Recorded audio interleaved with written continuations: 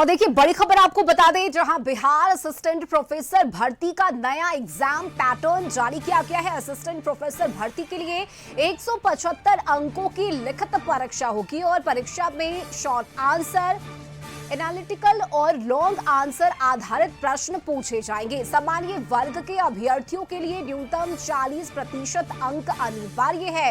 वहीं बीसी के लिए 36.5% और ईबीसी के लिए 34% क्वालिफाइंग मार्क्स तय किया गया है। एससी, एसटी और महिला अभ्यर्थियों को 32% अंक लाना होगा। लिखित परीक्षा के आधार पर इंटरव्यू के लिए चयन होना है और देखिए 1:3 के तहत अभ्यर्थियों को इंटरव्यू के लिए बुलाया जाएगा और इस नई नियमावली से भर्ती प्रक्रिया में पारदर्शिता बढ़ने की उम्मीद जताई जा रही है। और इस खबर पर अधिक जानकारी के साथ ब्यूरो चीफ संजय जुड़ चुके हैं। संजय, देखिए बिहार असिस्टेंट प्रोफेसर भर्ती परीक्षा को लेकर ये नया पैटर्न जारी किया गया है। ऐसे में दर्शकों को समझाइए संजय कि अब इस नए पैटर्न के तहत हमने चूंकि जानकारी दी है कि इसमें बदलाव क्या कुछ किए गए हैं, लेकिन अब किस तरह से इसे लागू किया जाएगा परीक्षा के दौरान, इस पर क्या जानकारी है संजय? रश्मि, निश्चित तौर पर बिहार सरकार ने बड़ा फैसला लिया है और जो अब जानकारी निकल कर सामने आई है उसके बारे में विस्तृत तौर पर ये मैं आपको बता दूं कि अब बिहार में जो असिस्टेंट प्रोफेसर की बहाली होगी विश्वविद्यालयों और महाविद्यालयों में, उसमें अभ्यर्थियों के लिए निश्चित तौर पर ये बड़ी खबर है। अब असिस्टेंट प्रोफेसर भर्ती 2026 के लिए नया परीक्षा पैटर्न जो है वो जारी किया गया है।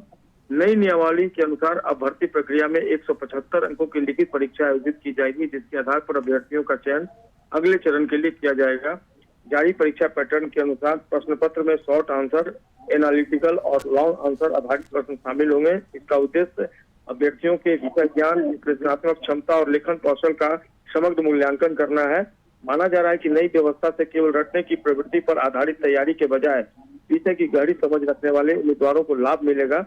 क्वालिफाइंग अंकों को भी श्रेणीवार निर्धारित किया गया है। रश्मि, सामान्य वर्ग के अभ्यर्थियों के लिए न्यूनतम 40% अंक प्राप्त करना अनिवार्य होगा, जबकि पिछड़ा वर्ग बीसी के लिए 36.5%, अत्यंत पिछड़ा वर्ग ईबीसी के लिए 34% और अनुसूचित जाति, अनुसूचित जनजाति और महिला अभ्यर्थियों के लिए 32% अंक निर्धारित किए गए हैं। लिखित परीक्षा में सफल होने वाले उम्मीदवारों को इंटरव्यू के लिए बुलाया जाएगा। आयोग की ओर से प्रत्येक पद के लिए 1:3 के अनुपात में अभ्यर्थियों का चयन साक्षात्कार हेतु किया जाएगा। अंतिम मेरिट सूची लिखित परीक्षा और इंटरव्यू में प्रदर्शन के आधार पर तैयार की जाएगी।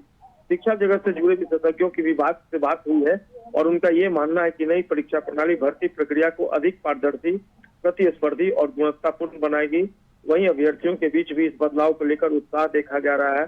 तो निश्चित तौर पर नए पैटर्न के जारी होने के बाद उम्मीदवार अब अपनी तैयारी को उसी के अनुरूप रणनीतिक ढंग से आगे बढ़ा रहे हैं और देखना होगा जब एग्जाम कंडक्ट होता है और बहाली होती है तो किस तरीके से नई बात सामने आती है। बिल्कुल संजय, और उम्मीद भी यही जताई जा रही है कि इस नई नियमावली से परीक्षा में और भी पारदर्शिता आएगी। बहुत शुक्रिया संजय आपका इस जानकारी के लिए।